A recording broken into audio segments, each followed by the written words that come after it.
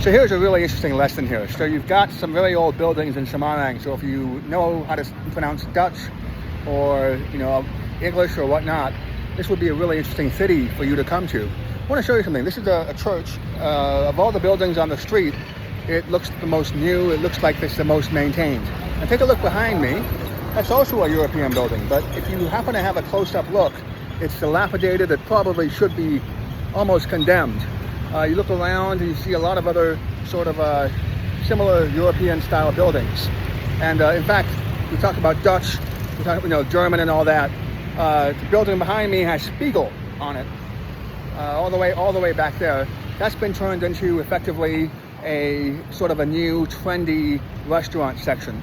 So the lesson here is that it's not enough to build something. It's not enough to build a building or a school or whatnot. You have to actually have a principle or some sort of ethos that allows that building to continue. And that's really what a lot of people are not understanding these days. We talk about Spiegel being German.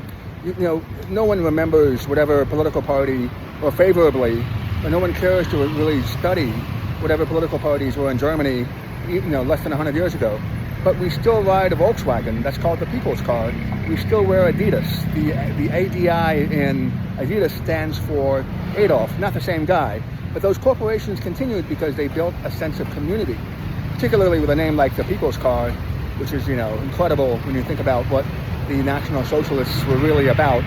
It continues to this day. So I suspect that the lesson the Americans are missing now is exactly the one the Europeans already know about, which is it's not enough to build, it's not enough to have the expertise to build and protect those buildings.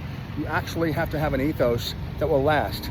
And the question for atheists, because I used to be one, and now then I became an agnostic, and then I said, well, you know what, let's just try to study religion as history. And that's where I ended up. The real question for atheists is, why is this the only building, right, on the whole street that has survived, a Protestant church? If in fact, there isn't anything else that you need to build a community other than just the basics. Why is it that almost everywhere you go elsewhere, the nicest building on the block will be a mosque? What's going on there?